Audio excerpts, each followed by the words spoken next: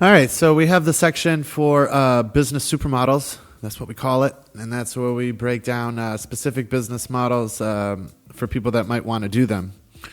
And usually where I might focus on a very specific business, like a tourism business or a activities manager or an events manager or some sort of luxury goods dealer. Today I want to talk about just the way companies are formed and some possibilities that a remote workforce contributes. So you are a young person or an older person or of any age, and you have an idea. You don't have $50,000 to get the idea started. You just have the idea, but you want to, get moving anyway. So of course, you're still going to want to educate yourself about whatever business you want to start. You want to read about your competition. You want to read about your target customer, what they want, what they like, how they do things. And then you want to just plan out everything, especially plan out how the different parts of your company are going to work together. How are the departments going to interact with each other? Who has what responsibility? Can you give all the responsibility to 5 people? What about 4 people? What if you can cut them out and add a little bit of responsibility to other people that are already in the group? Or maybe you need 10. Or maybe, 10's not enough, and so you need 11. But anyways, the point is to hire that many people and to get them all involved and working on an idea together. Traditionally, you would need to hire them. You would need to put them on a salary, and they would need to meet you at 9 o'clock in the morning, Monday through Friday, and stay until 5, give them an hour for lunch, whatever. And you can have meetings with them. You can adjust expectations. You can answer questions. You have them in the same location so you know that they're working. They're not, watching a movie while they're work. So you have a little bit of babysitting capability there, or, advantage, I guess. But there's disadvantages too, because you maybe could create the same workforce who is just as productive and just as diligent but stays at home. It might involve different people because some people don't, like I said, have the skills to be remote workers, just the focus or the drive. Some people just might try to get away with as much as they can, but you would discover who they are pretty quickly. And probably you would develop a method of finding quality candidates that you could depend on. Like, for instance, looking at job fairs at universities and, really hammering home the remote workforce concept during the training process so that they know how seriously they need to take it. And so there's no ambiguity about your seriousness or your level of dedication as a leader and as a company. So, okay, I've sold you on it. I've sold you on the concept that you want to make your business dreams happen. You should have a remote workforce. I've explained why. So for now, let's just establish that trust. You need it. You want it. There's advantages to it. The thing that I think is most important, though, is that it can allow you to form your company out of nothing very quickly and probably get, I don't see why not, quite a bit of work done up front for free by people who are hoping to make a job for themselves. You tell them, I know exactly how many hours you're going to need to work before I think we're going to have customers. That number of hours is 75. I think you're going to have to put in about 75 hours of remote freelancing work into this project before I can start showing you the money. I know exactly what you're going to have to do. I know exactly how much it's going to take or how long it's going to take. I know how much budget it's going to cost me to do it, minus what I'm paying you or what I will be paying you. Maybe you include all initial freelancers as equity partners.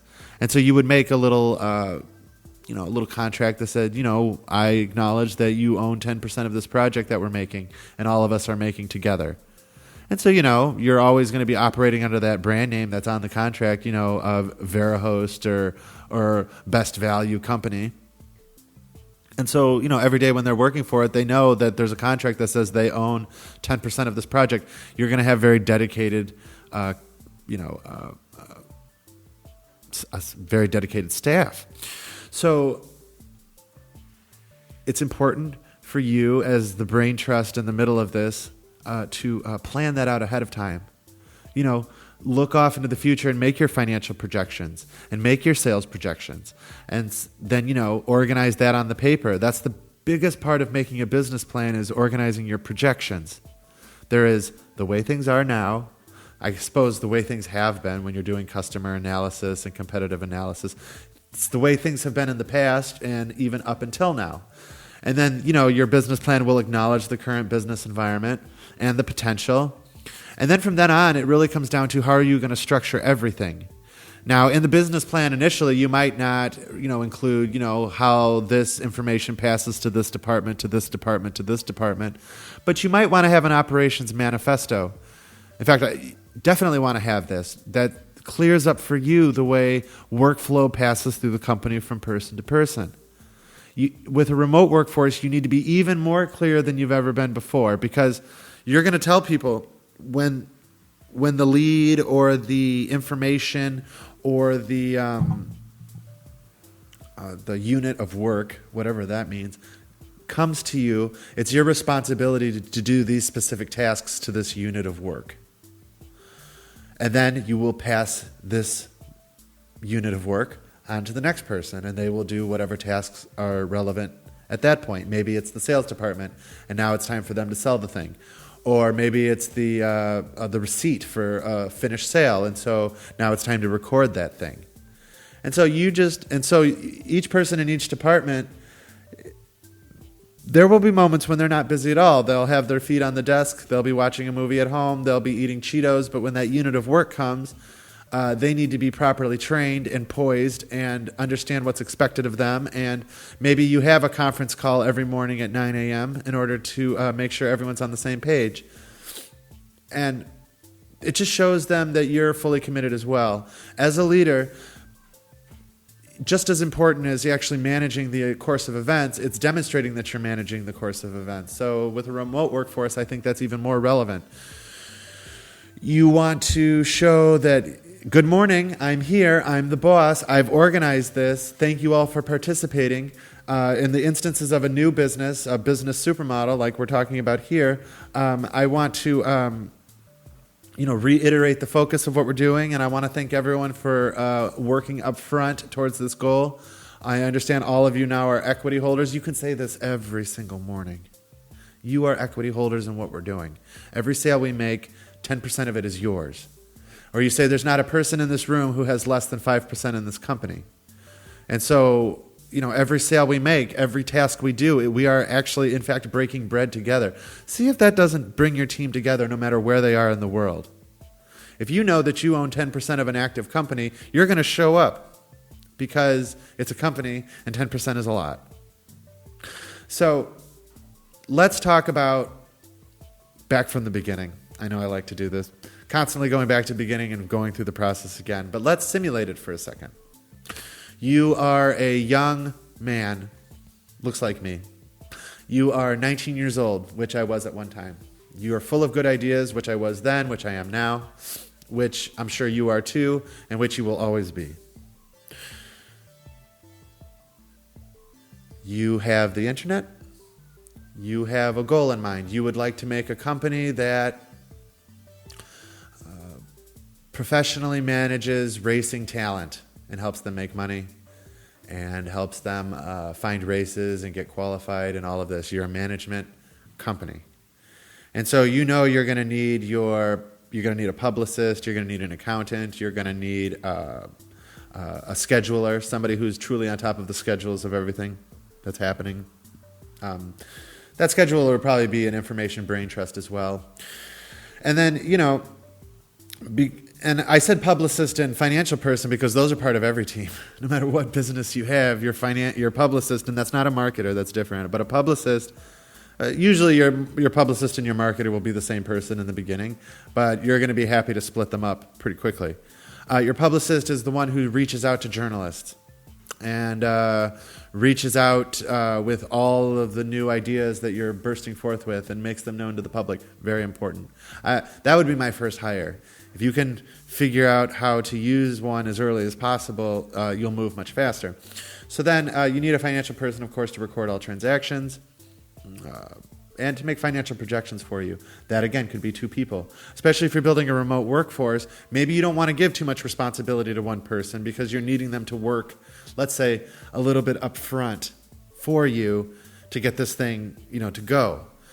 You might be able to, call it part of the training process. You got to work for 6 weeks before, we can pay you. If people understand where they're going, then they're willing to suffer a little bit to get there. If they know the why, they can stand almost any how. So give them a good why. We're building something. We're going to change the world. I believe in it. We've already made a certain amount of traction, but we're not ready to start paying a full staff. If you'll work for me for 120 hours, I'm possible that this is a job that will carry you for the next years, the rest of your life. Who would turn that down? But it all comes down to their trust in you. They're going to have to believe in you, and they're going to have limited information. They can do that 120 hours of work and also do another amount of work on another project. So it's not the end of the world for a freelancer to say, I'll do some on-the-cuff work. It makes sense. It's a good opportunity for them. I can imagine that there's always freelancers who are saying, I wish somebody would find me. So you be the one to go find them. Go be a fisher of men, so to speak. So you have your idea, you've planned it out on paper, and now you start approaching freelancers on Upwork.com. They tell you how much they want. It's always way more than you're ever going to pay them, so don't believe those numbers. When they tell you I want $150 an hour, what they're actually saying is, I know what I'm doing. That's what they're actually trying to say. I deserve respect. Yes, I want to have some money in my pocket. But mostly I think that number says I deserve respect. I take $150 an hour. I will not take $12 an hour. Actually, they might take $12 an hour. You have to sell them the story of the company as well, and you'll get a better price because they want to be part of it. It's all about making promises, promising yourself into owning a company. Just promise. Some people will not buy your promises. Delete their messages. Make the same promise to 1,000 people and let 100 of them believe you, and do that little bit of work ahead of time to get that to get that engine to fire off before we all start making money. I really think there's an opportunity there, and I'm glad we had an opportunity to discuss it. In some ways, this could be the most important section that I've laid down in this entire channel, because it describes how to make your dreams happen. Even very complex dreams can happen using a remote workforce who's geared up as a freelance base, geared up to do freelance work already, able to take more than one project at once. So this one might not necessarily need to pay, a huge amount of money. And, I'll close with this final truth. I had a story that happened to me that really opened my eyes to this just a couple of days ago, or it reopened my eyes, or it reminded me to focus here. And now that I've been thinking about it, I can't unthink about it. I can't stop thinking about the possibilities of managing a remote workforce.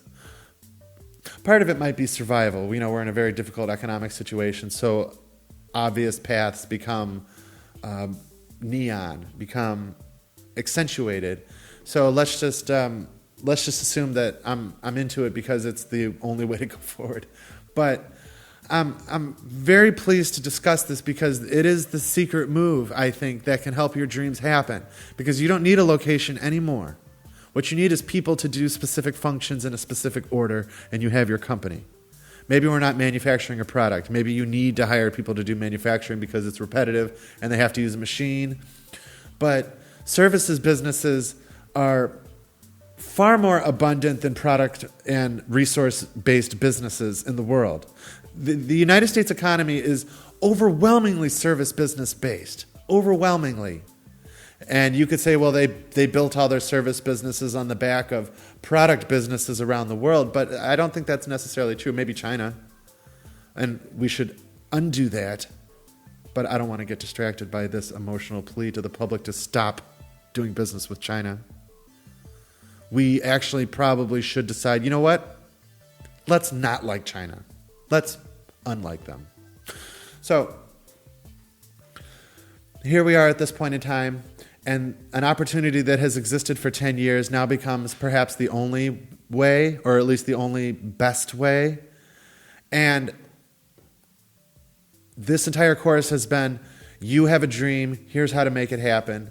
Well, this is very large principles put into a small set of words. You have a dream, get it in a plan, and start building your remote workforce on the back of promises off of Upwork. Give it a shot. If your plan is good enough and you can demonstrate a certain amount of people skills, then you should be able to make any idea you want happen on the back of a clear message. So good luck with that. Please let me know how it worked. If you try it, I would love to hear back from you. I think actually we're going to do a video series where we actually do something similar to this. So there'll be a lot of screenshots of messages. We'll see how it goes. Maybe next week, but maybe 2 weeks from now. So we'll talk about it again next week, but I think the actual delivery of it, maybe 2 weeks. We could have some mini documentary maybe. That's a really good idea. Okay, we'll get back to you. Thanks.